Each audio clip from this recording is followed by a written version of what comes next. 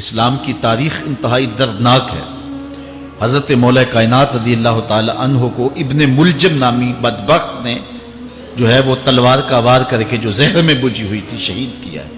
تو یہ بغض اور دشمنی رکھنے والے لوگ تھے جو زمانے میں موجود تھے۔ ایک طرف ایسے تھے جو الہ اور معبود کہتے تھے، اور آپ جانتے ہیں کہ حضرت علی المرتضیٰ رضی اللہ تعالی عنہ کی قبر لوگوں کی نظر سے چھپا کے بنائی گئی، اس ڈر سے کہ لوگ آپ کی قبر کو اکھیڑ نہ دیں، کیونکہ خارجی اس قدر جو ہے وہ زور آور ہو گئے۔ اسلام کی تاریخ دردناک ہے۔ حضور علیہ السلام فرماتے ہیں جتنے دکھ مجھے دیے گئے کسی کو نہیں دیے گئے، کسی نبی کو نہیں پہنچے۔ حضرت صدیق اکبر رضی اللہ تعالیٰ عنہ کی 2 سال 2 ماہ 8 دن دور خلافت آپ کا زمانہ دیکھیں، ٹکنے نہیں دیا گیا، سازشیں، مصائب، اعلان۔ حضرت سیدنا عمر رضی اللہ تعالیٰ عنہ کو شہید کیا گیا۔ حضرت عثمان غنی رضی اللہ تعالیٰ عنہ پہ 40 دن پانی بند رکھا گیا اور پھر انہیں شہید کیا گیا۔ حضرت مولا کائنات شہید کیے گئے۔ حضرت امام حسن کو زہر دیا گیا۔ حضرت امام حسین کو بچوں کے سامنے ذبح کر دیا گیا۔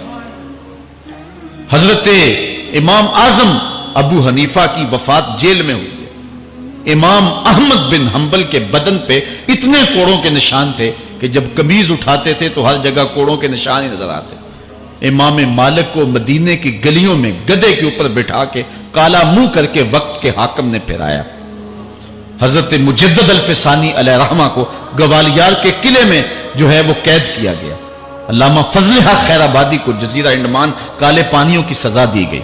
اہل حق کی تاریخ دیکھیں، دردناک تاریخ ہے۔ آج بھی کابل میں، کندھار میں، قلعہ جنگی میں، دشت لیلہ میں، تورا بورا میں، تکریت میں، موصل میں، بغداد میں، کشمیر میں، غزہ میں، یہاں برما میں دیکھو کون سی قیامت نہیں توڑی جا رہی۔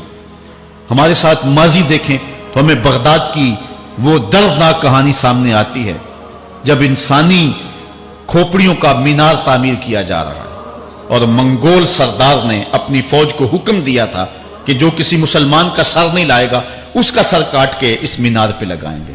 پھر لوگ پیسے لے کے پھرتے تھے کہ مسلمان کا پتہ دے اور اس کی کھوپڑی کاٹی جائے۔ کچھ لوگ جان چھپانے کے لیے تہہ خانوں میں گھس گئے۔ پھر دجلہ کا بند توڑا گیا، 1.25 لاکھ لاشیں ہم نے تہہ خانوں سے نکالی تھی۔ اندلس کی تاریخ پڑھیں، ہمارے ساتھ جو قیامت توڑی گئی۔ مصر کے اندر 30,000 فاطمی وہ شہید کیے گئے۔ غریب و سادہ و رنگی ہے داستان حرم، نہایت اس کی حسین اور ابتدا ہے اسماعیل۔ یہ اسلام کی تاریخی درد سے، خون سے بھری پڑی ہے۔ تو حضرت مولا کائنات سیدنا علی المرتضیٰ رضی اللہ تعالی عنہ کو اس وقت اگر خدا کہنے والے بدبخت تھے تو ان کو شہید کرنے والے اور اس ڈر سے کہ ان کی قبر کو کھیڑ نہ دیا جائے خارجی اتنے زور آور ہیں تو ان کو جو ہے وہ لوگوں کی نظروں سے چھپا کر کے جو ہے وہ رکھا گیا۔ اور ایک دور وہ بھی آیا کہ ممبروں پہ بیٹھ کے مولا علی کو گالیاں دی جاتی تھی۔ یہ تاریخ میں یہ دور بھی آیا، آپ پڑھیں تاریخ، بنو امیہ کا ایسا دور بھی دنیا نے دیکھا ہے۔ اسی لیے حضور نے فرمایا تھا من سب علی فقد سبنی، جس نے میرے علی کو گالی دی اس نے مجھے گالی دی۔ اور لوگوں نے ممبروں پہ بیٹھ کے باقاعدہ حکومت کی طرف سے یہ جو ہے وہ قانون تھا کہ تمہارا خطبہ مکمل نہیں ہوگا جب تک علی کو گالی نہیں دو گے۔ یہ لمحے بھی آئے جب اس دور میں دشمن علی موجود تھے، مبغضین موجود تھے اور افراط محبت میں رکھنے والے موجود تھے۔ تو یہ دور تو اسلام کا حضور کے دور سے 1400 سال پیچھے ہے، تو یہاں بغض رکھنے والے بھی موجود ہیں۔ اس عنوان کے ساتھ اگر عنوان چھیڑوں تو یہ لمبی گفتگو ہو جائے گی، یہ میرا موضوع نہیں ہے، لیکن اتنی بات میں کہوں گا، اللہ کا شکر ادا کرو، اللہ نے تجھے اہل بیت کے در کا بھی غلام بنایا ہے اور صحابہ کا بھی غلام بنایا ہے۔ کچھ لوگ صحابہ کا نام لے کے اہل بیت کو برا کہتے ہیں، کچھ اہل بیت کا نام لے کے صحابہ کے خلاف بکواس کرتے ہیں۔ ہمارے بزرگ فرمایا کرتے تھے صحابہ نبی کے در والے ہیں، اہل بیت نبی کے گھر والے ہیں۔ ہم کہتے ہیں گھر والوں تجھے بھی ہمارا سلام، در والوں تجھے بھی ہمارا سلام۔ ہم در والوں کو بھی سلام کرتے ہیں، گھر والوں کو بھی سلام کرتے ہیں۔ کسی نے حضور خطیب الاسلام سے پوچھا تھا کہ حضرت عائشہ افضل ہیں یا حضرت فاطمہ افضل ہیں؟ پوچھنے والے نے تو صاحبزادہ سعد کو پھنسانا چاہا تھا، لیکن جن کے عقیدے صاف ہوں وہ پھنستے نہیں ہیں، ان کے عقیدے واضح ہوتے ہیں۔ تو حضرت صاحبزادہ نے فرمایا کہ میاں اگر دیکھو بیٹی ہونے کی حیثیت سے تو فاطمہ بیٹی ہے نبی کی اور عائشہ بیٹی ہے ابو بکر کی، ابو بکر کی بیٹی نبی کی بیٹی سے افضل تو نہیں ہو سکتی. اور اگر دیکھو بیوی ہونے کی حیثیت سے، فاطمہ بیوی ہے علی کی اور عائشہ بیوی ہے نبی کی. علی کی بیوی نبی کی بیوی سے افضل تو نہیں ہو سکتی. تو یہ اپنے عقیدے کو واضح کر دیا. اللہ آپ کو سلامت رکھے اور حق کی راہوں کا مسافر رکھے. آج کا عنوان ہے حضرت مولا کائنات کے اقوال حکمت، ان کی زندگی کا نچوڑ. اللہ نے بصیرت کا جو نور اور جو ہے وہ دانش اور فہم و ادراک کے جو اجالے مولا کائنات کو دیے تھے وہ انہی کا مقصود ہے. ایک ایک بات سے نور نکلتا ہے. اور اللہ قرآن میں فرماتا ہے جس کو حکمت عطا کر دی گئی اس کو خیر کثیر عطا کر دیا گیا. حکمت وہ اس بات کو کہتے ہیں کہ جس کو لوگ نقل کریں اور جس سے فائدہ حاصل ہو. حضرت مولا کائنات کی باتوں کو لوگوں نے لکھا، یاد کیا اور آگے منتقل کیا. آج سارا دن اور گزشتہ شب حضرت مولا کائنات کے بہت سارے فرامین کو پڑھا ہے، سینکڑوں کے اعتبار سے مختلف کتب سے کھنگالا ہے. اور جس طرح وہ ایک مکھی شہد نچوڑتی ہے، ایک ایک پھول پہ بیٹھ کر کے رس تیار کرتی ہے، ایک شہد آپ کے لیے تیار کیا ہے. اور آج کی مجلس میں آپ کی نظر کرنا چاہ رہا ہوں. اور دیکھیے کہ مولا کائنات حکمت کے کیسے دروازے ہیں. اسی لیے حضور نے فرمایا آنا دار الحکمت و علی بابها، آنا مدینۃ العلم و علی بابها. میں حکمت کا گھر ہوں، علی دروازہ ہے. میں حکمت کا شہر ہوں، علی اس کا دروازہ ہے. تو شریف لوگ شہر میں دروازے کے راستے ہی جایا کرتے ہیں. دیواریں پھلانگ کر کے جانا شریف لوگوں کا شیوا نہیں ہوتا ہے. علم کی خیرات لینی ہے تو مولا علی کی دہلیز پہ آنا ہوگا. حضرت مولا کائنات فرماتے ہیں میں نے اپنے ارادوں کی شکست سے اپنے رب کو پہچانا ہے. جو میں منصوبہ بندی کرتا ہوں نتیجہ یہ نکلے گا، میرا خیال ہوتا ہے یہ ہوگا، لیکن ایسا نہیں ہوتا. ہوتا وہ ہے جو رب کو منظور ہوتا. اس لیے میں اپنے ارادوں کی شکست سے اپنے رب کو پہچانا ہے. حضرت مولا کائنات زندگی گزارنے کا ڈھب، اسلوب اور طریقہ بتا رہے ہیں.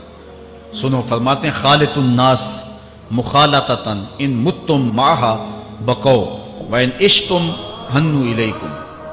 لوگوں کے ساتھ ایسی زندگی گزارو کہ اگر تم مر جاؤ تو لوگ روئیں کہ کوئی قیمتی متاع کھو گئی، اور اگر تم زندہ رہو تو لوگ تمہاری صحبت کے مشتاق رہیں، تمہاری مجلس میں بیٹھنے اور تمہارے پاس آنے کی آرزو اپنے سینے میں رہے. مرو تو زمانہ تڑپے، تمہاری موت پہ لوگوں کے سینے میں دل دہل جائے، اور جیو تو لوگ تمہاری خدمت میں حاضر ہونا اپنے لیے ایک سعادت مندی سمجھے. مولا کائنات رضی اللہ تعالی عنہ دشمن پر طاقت پانے والے کے لیے ایک نصیحت کرتے ہیں. فرماتے ہیں اذا قدرت علی عدوک فاجعل العفو عنہ شکرا للقدرت علیہ. جب تو دشمن پر غالب آ جائے تو دشمن پر غالب آنے کا شکریہ کیا ادا کرنا ہے. دشمن ایک بہت بڑی مصیبت ہے، لیکن دشمن زیر دام آ گیا اور وہ تیرے قابو میں آ گیا اور اس کا سر تیرے پاؤں تلے ہے.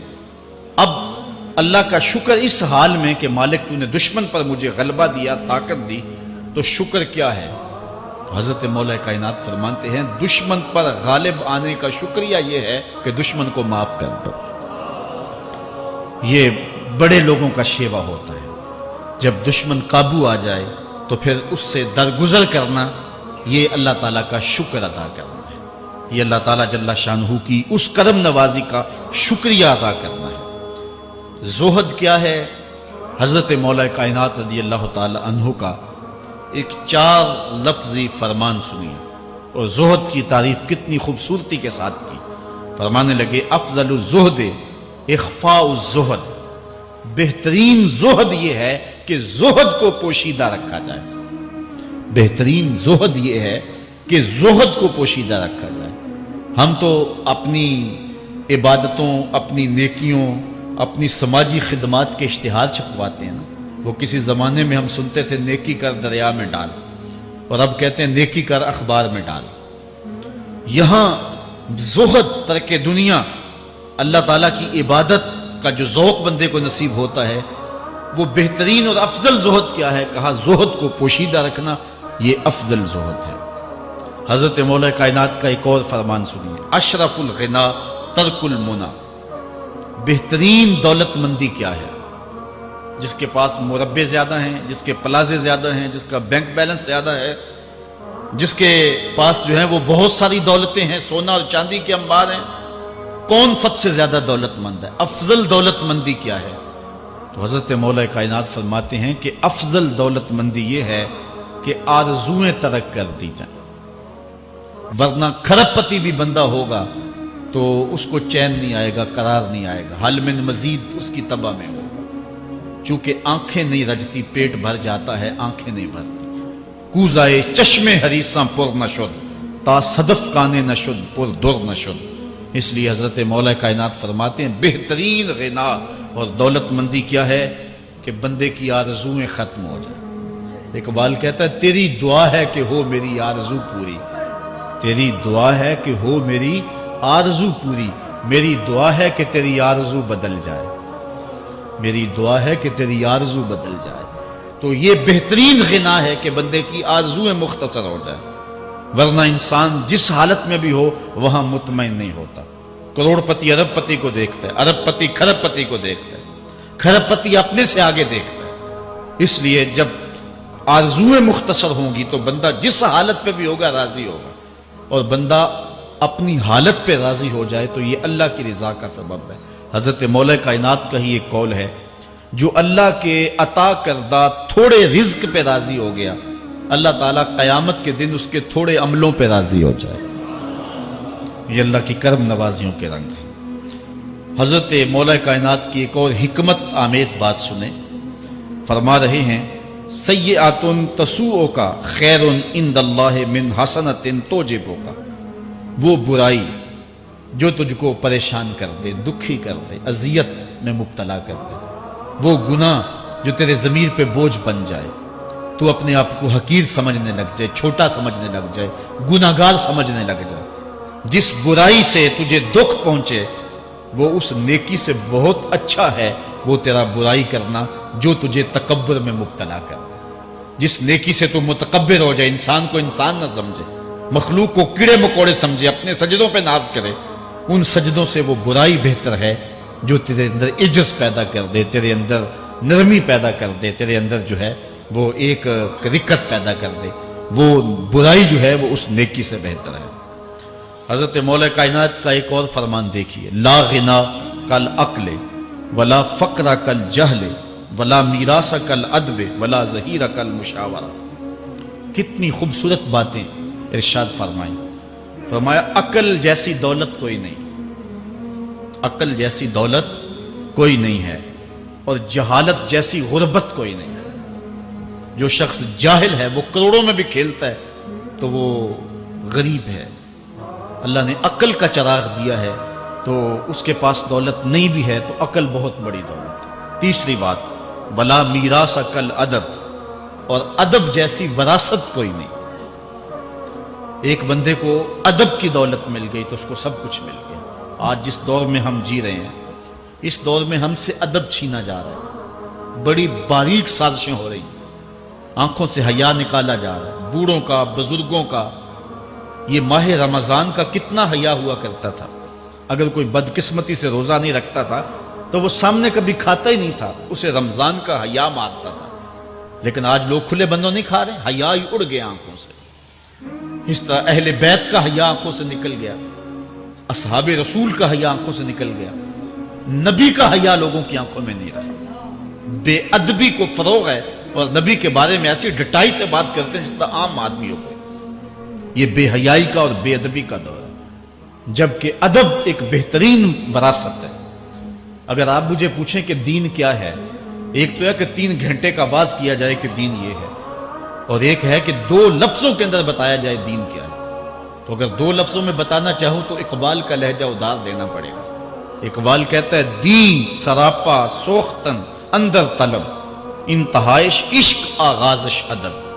طلب محبوب میں تڑپنے کا نام دین ہے، ادب سے شروع ہوتا ہے عشق پہ ختم ہو جاتا ہے۔ جس دین میں ادب نہیں ہے وہ دین نہیں، چاہے صحابہ کا ادب نہیں، چاہے اہل بیت کا ادب نہیں، چاہے انبیاء کی ذوات کا ادب نہیں، چاہے والدین کا ادب نہیں، دین نام ہی ادب کا ہے۔ تو یہ دولت اس وقت چھینی جا رہی ہے، اور بڑی تیزی کے ساتھ قوم کے اندر بے ادبی کو فروغ دیا جا رہا ہے. نئی نسل کی حفاظت کریں، اپنی اولاد کو محفوظ کر لیں، ان کے عقیدوں کی صحت کا التزام کریں. کہیں ایسا نہ ہو کہ ان کی زبان لمبی ہو جائے اور ولیوں پر، نبیوں پر اور حضور علیہ الصلوۃ والسلام کے اصحاب پر اور حضور کی آل پر وہ زبانیں تان کھولیں. اور جس کو جو ہے وہ استنجے کا بھی پتہ نہیں ہے، وہ انبیاء کے علم پہ گفتگو کر رہا ہے. شرم نہیں آتی کس کا علم تول رہے ہو، کس کی ذات کو ناپ رہے ہو. ڈٹھے ورق قرآن دے پھول سارے، تیری شان جیا نہیں کوئی ہو ڈٹھا.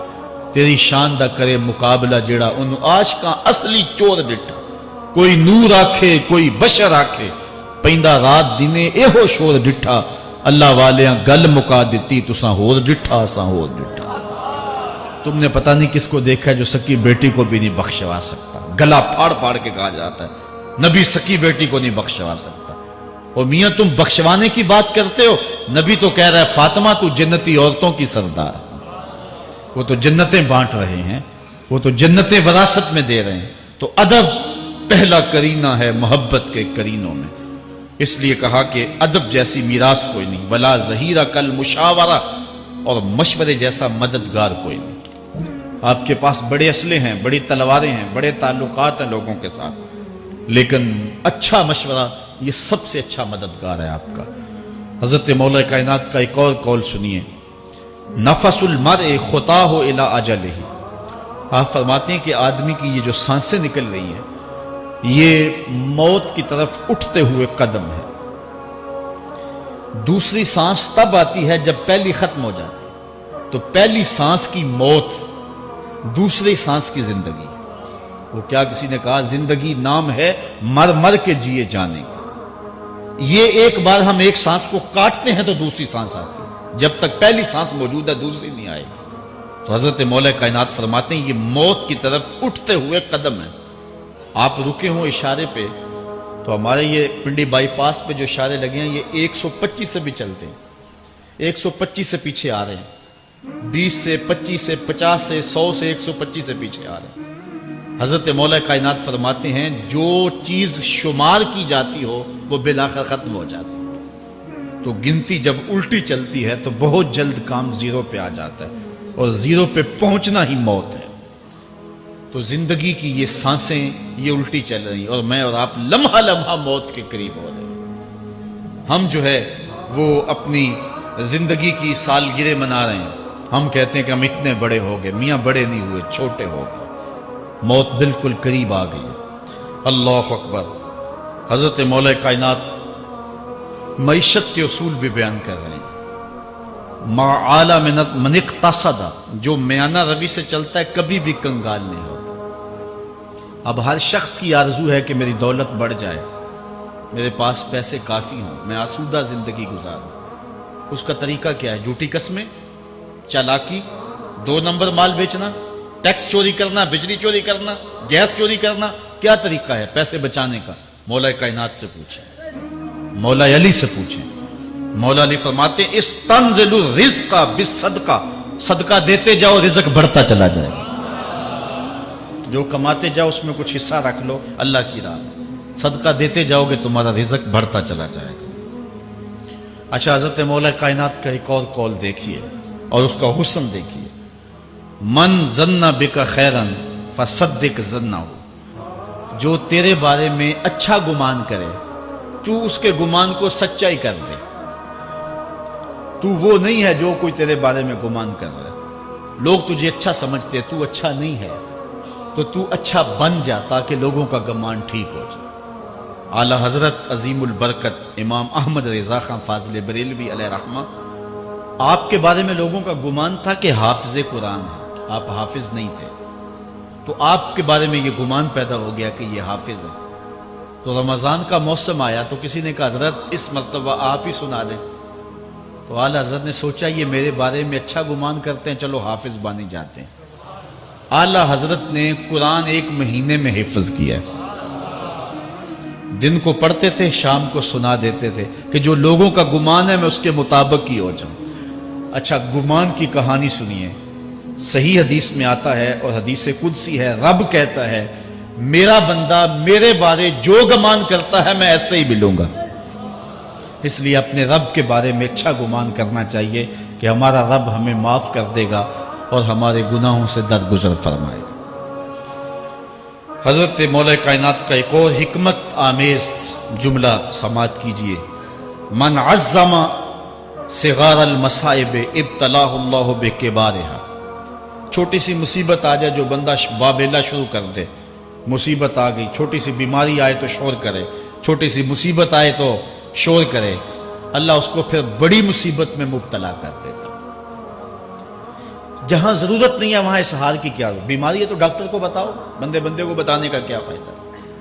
ہمارے ایک دوست ہیں کہ وہ کہتے ہیں کہ پہلے اگر کسی سے پوچھتے تھے نا کہ کیا حال ہے تو وہ کہتا تھا شکر ہے، اور آج کسی سے پوچھے تو وہ کہتا ہے شوگر ہے۔ یعنی اللہ تعالیٰ جل شانہ نے اگر تمہیں کسی ابتلا میں مبتلا کر دیا ہے تو اس کا شور، اس کا واویلا نہ کرو۔ جو چھوٹی مصیبت پر واویلا کرے گا اللہ پھر اس کو بڑی مصیبت میں مبتلا کر دے گا۔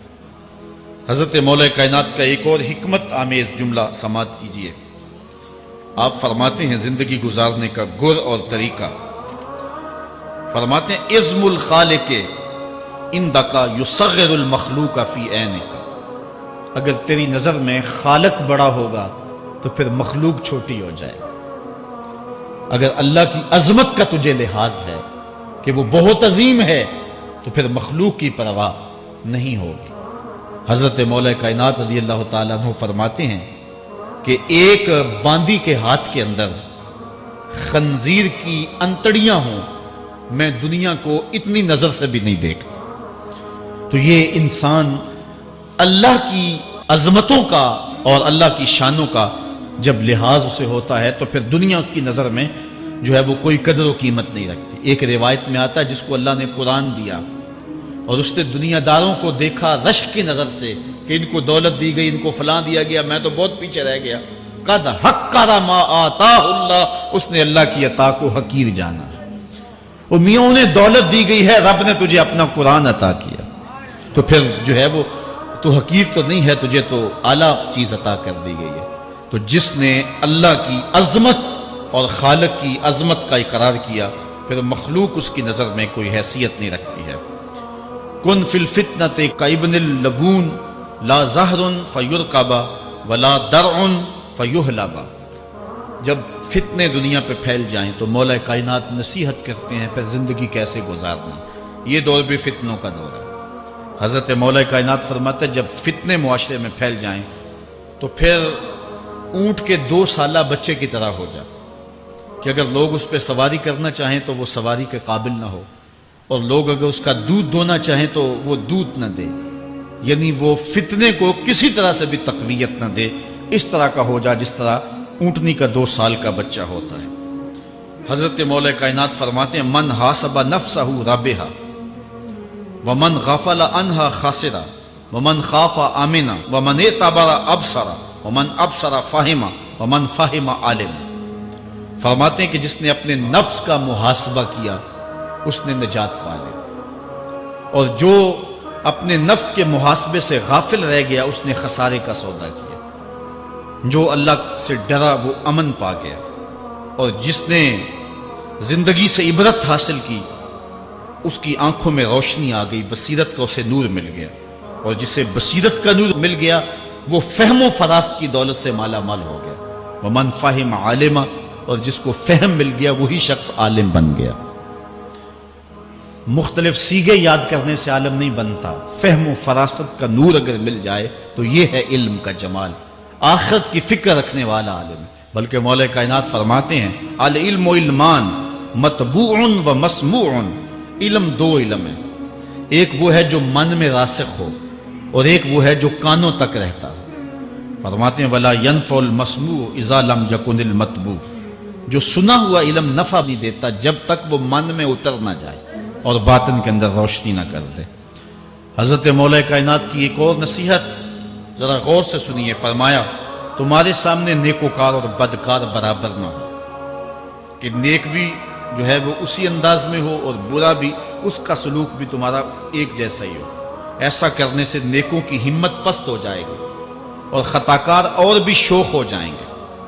ہر آدمی کو وہ مقام دینا چاہیے جس کا وہ اپنے عمل کے اعتبار سے مستحق ہے۔ اصل خرابی ہوئی تب ہے ہمارے آراس میں، ہماری محافل نعت میں، ہماری مجالس میں وہ لوگ مہمان خصوصی بنے جن کے پاس دولت زیادہ تھی، چاہے کردار کے لحاظ سے وہ کتنے ہی پست کیوں نہ ہو، اور جن کے پاس دولت نہیں ہے چاہے وہ کردار کے اعتبار سے جتنے مرضی بلند کیوں نہیں ہے، انہیں عزت کی مسند پہ نہیں بٹھایا گیا۔ میں نے اپنی ان آنکھوں سے گجرانوالہ کے ایک اسٹیج پہ دیکھا کہ ایک محفل نعت تھی اور ایک بوڑھا شخص سفید ریش، وہ اسٹیج پہ شوق میں کہ میں نعت خانوں کو قریب سے دیکھوں، وہ آ کے بیٹھ گیا اور منتظمین نے جو ہے وہ سیکورٹی کو حکم دیا اس بابے کو اٹھاؤ اور اس کو جو ہے وہ نیچے کرو۔ یعنی لوگوں کی قدر و منزلت ان کے دولت کے قد کے مطابق کی جاتی۔ جو کل شراب خانے میں مہمان خصوصی تھا آج وہ محفل نعت میں مہمان خصوصی ہے۔ جو جتنا بڑا ڈاکو ہے اتنا ہی بڑا جو ہے وہ عزت پاتا ہے۔ کیوں؟ دین میں تو عزت ان کو ہونی چاہیے جو دیندار۔ ان اکرمکم عند اللہ اتقاکم، جو سب سے زیادہ متقی ہوگا اللہ کے نزدیک وہی عزت والا ہوگا۔ تو ایک بندے کو دنیا میں بھی عزت ہے اور مصلی اور محراب اور جو ہے وہ عرس اور پیر خانے میں بھی اس کو عزت ہے، تو پھر یہ حوصلہ شکنی ہے تقوی والوں کی۔ حضرت مولا کائنات فرماتے ہیں اور خطا کار اور بھی شوق ہو جائے گا۔ بلکہ ہم نے جو انداز اختیار کیا ہوا ہے، ایک شعر پڑھتے ہیں ہمارے نعت خاں کہ چلو دربار نبی میں چلیں، کھوٹے سکے بھی جہاں پہ چلتے ہیں، اور پھر جو ہے وہ سارے لوگ نوٹ پھینک رہے ہوتے ہیں۔ شرابی بھی نوٹ پھینک رہا ہے، جوا کھیلنے والا بھی پھینک رہا ہے، جس نے رشوت سے پیسے کمائے وہ بھی پھینک رہے ہیں اور خوش ہو رہے ہیں کہ کھوٹے سکے بھی وہاں چلتے ہیں۔ جبکہ ان اللہ طیب ولا یقبل الا الطیب، حدیث میں آتا ہے اللہ فرماتا ہے کہ اللہ طیب ہے اور پاکیزہ کے علاوہ قبول ہی نہیں کرتا۔ من غش فلیس منا، جو ملاوٹ کرے وہ ہم سے نہیں ہے۔ اور یہاں کھوٹے سکے بھی چلائے جا رہے ہیں، اور پھر جتنے بھی کھوٹے سکے ہیں وہ نوٹ پھینک رہے اور ایسے ایسے پھینک رہے اور خوش ہو رہے ہیں کہ یہ تو کچھ بھی نہیں ہے۔ حرام سے کمائے، حلال طریقے سے کمائے، جس طریقے سے کمائے کوئی فرق نہیں پڑتا۔ نہیں، حضرت مولا کائنات نے زندگی کے گر سکھائے، فرماتے ہیں کہ نیکوکار اور بدکار تمہاری نظروں میں برابر نہ ہو۔ ایسا کرنے سے نیکوں کی ہمت پست ہو جائے گی اور خطا کار اور بھی شوق اور گناہ میں دلیر ہو جائیں گے۔ ہر آدمی کو وہ مقام دو جو عمل کے اعتبار سے اس کا مقام بنتا ہے۔ لیکن اس دور کے اندر تو جو حال ہو گیا ہے، بلکہ حضرت مولا کائنات اس بات کو پہلے بھام کے ارشاد فرمایا، لوگوں کا عجیب حال ہے، بدکاری کو اعلیٰ نسب کا نشان سمجھتے ہیں اور پاک دامنی کو تعجب خیال کرتے ہیں، گویا اسلام کے لباس کو الٹا پہن لیا ہے لوگوں۔ جو رخ سیدھا ہونا چاہیے تھا اس کو الٹا کر دیا، جو الٹا ہونا چاہیے اس کو سیدھا کر دیا۔ حضرت مولا کائنات کا ایک اور قول بھی سنیے، تھوڑا سا شک بھی دین بگاڑ دیتا ہے۔ دین کے اندر شک نہیں کرنا چاہیے، دین جو ہے وہ یقین کا نام ہے۔ علامہ اقبال نے ایک بڑی خوبصورت اس وقت بات کہی تھی جب شکوک جنم لے رہے تھے کہ سن اے تہذیب حاضر کے غلام، غلامی سے بدتر ہے بے یقینی، غلامی سے بدتر ہے بے یقینی۔ آج بے یقینی پھیلا دی گئی ہے معاشرے کے اندر، اور قوم جو ہے وہ بالکل جو ہے وہ یقین کی اس دولت پہ جو ہے وہ قانے نہیں ہے۔ اور فرمایا مولا کائنات نے تھوڑا سا شک بھی دین بگاڑ دیتا ہے۔ اور پھر دوسرا قول بھی سنیے، تھوڑی سی دنیا بھی آخرت برباد کر دیتی۔ یہاں دنیا سے مراد کیا؟ دولت، کاروبار نہیں، چیز دنیا از خدا غافل بدن۔ مرشد اقبال رومی کہتے ہیں دنیا کیا ہے؟ خدا سے غافل ہونا۔ خدا سے غافل جو شے کر دے، وہ دولت ہو، وہ کاروبار ہو، وہ بیوی ہو، وہ بچے ہوں، وہ دنیا ہے۔ اور دنیا تھوڑی بھی ہو آخرت کی بربادی کا سبب ہے۔ حضرت مولا کائنات فرماتے ہیں پرہیزگاری کے سوا علم درست نہیں ہوتا اور طمع کی موجودگی میں دین سلامت نہیں رہ سکتا۔ اگر میرے اندر لالچ ہے تو میں یہاں ممبر پہ بیٹھ کے حق نہیں بول سکتا۔ اگر میرے اندر لالچ ہے تو میں اسمبلی میں بیٹھ کے حق نہیں بول سکتا۔ جب طمع ہو تو پھر دین سلامت نہیں رہتا، اور جب طمع نہ ہو تو بندہ سولی پہ چڑھ کے بھی حق ہی بولتا ہے۔ دوواں گلاں وچوں 10 درویشا، میرے حضور کی بالعالم فرماتے ہیں دوواں گلاں وچوں 10 درویشا، تینوں کیڑی گل کو بھولی، عالم اوپر ممبر بولے عاشق اوپر سولی۔ جب تک تھوڑی طمع بھی انسان کے اندر ہے تو بندہ پھر اس کا دین سلامت نہیں رہ سکتا، دین سلامت نہیں رہ سکتا، دین سلامت نہیں رہ سکتا۔